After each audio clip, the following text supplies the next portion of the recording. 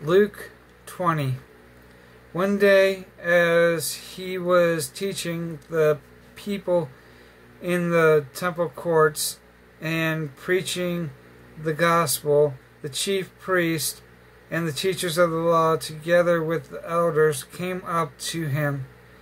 "Tell us, by what authority do you do these things?" they said. "Who gave you this authority?"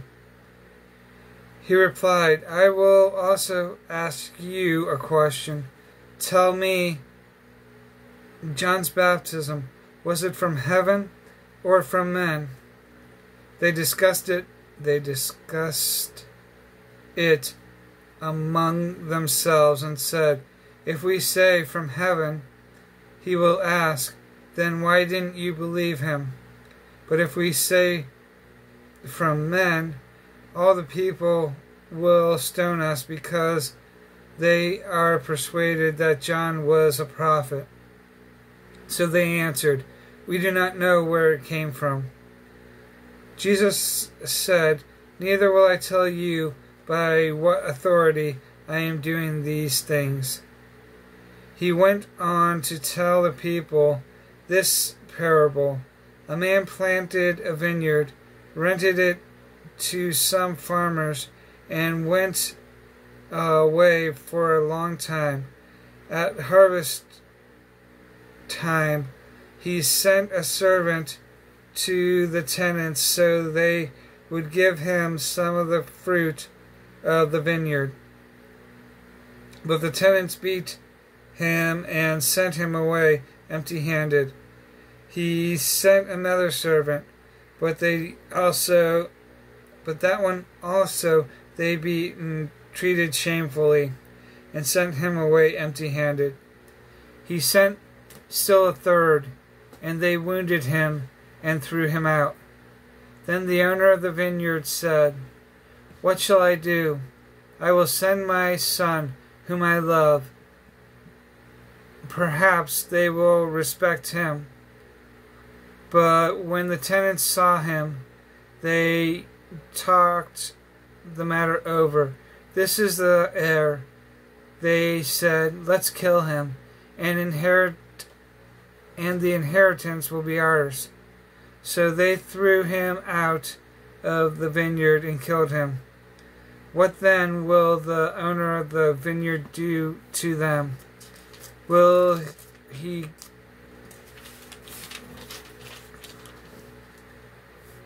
will come and kill those tenants and give the vineyard to others.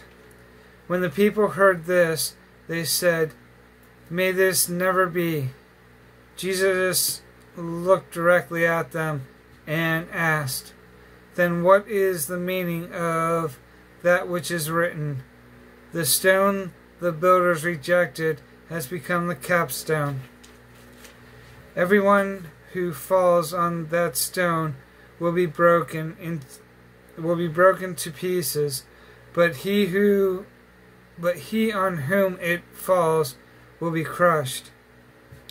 The teachers of the law and the chief priests looked for a way to arrest him immediately, because they knew he had spoken this parable against them, but they were afraid of the people. Keeping a close watch on him, they sent spies who pretended to be honest. They hoped to catch Jesus in something he said, so that they might hand him over to the power and authority of the governor. So the spies questioned him, "Teacher, we know that you speak and teach what is right, and that you do not show partiality, but teach the way of God in accordance with the truth. Is it right for us to pay taxes to Caesar or not?" He saw through their duplicity and said to them, "Show me a denarius. Whose portrait and inscription are on it?" Caesar's, they replied. He said to them, Then give to Caesar what is Caesar's, and to God what is God's. They were unable to trap him in what he had said there in public, and astonished by his answers, they became silent. Some of the Sadducees, who say there is no resurrection, came to Jesus with a question. Teacher, they said, Moses wrote for us that if a man's brother dies and leaves a wife but no children, the man must marry the widow and have children for his brother. Now there were 7 brothers. The first one married a woman and died childless. The second and then the third married her, and in the same way the seventh died.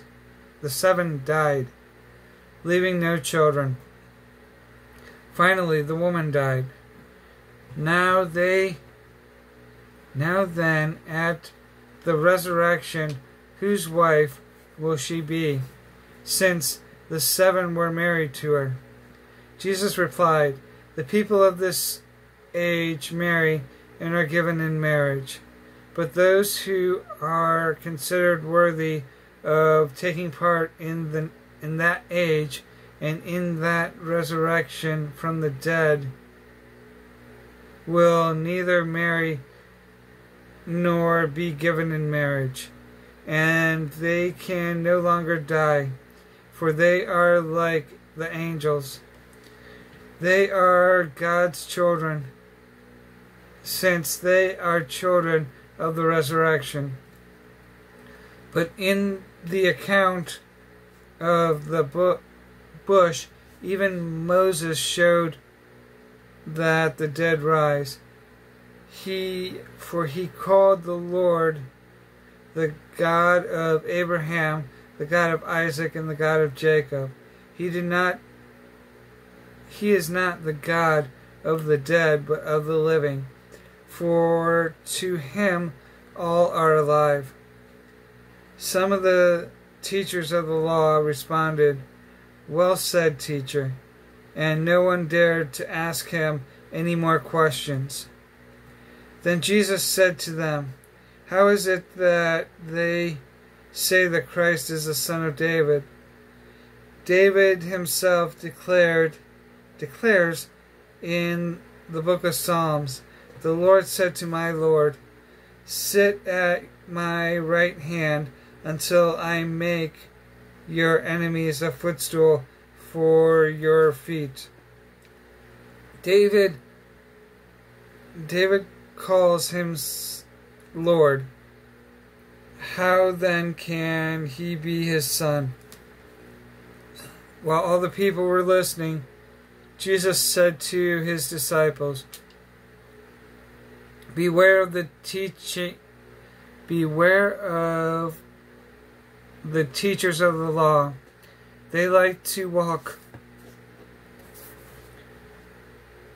around in flowing robes and love to be greeted in the marketplace and have the most important seats in the synagogue and places of honor at banquets. They devour widows' houses and for a show make lengthy prayers. Such men will be punished most severely.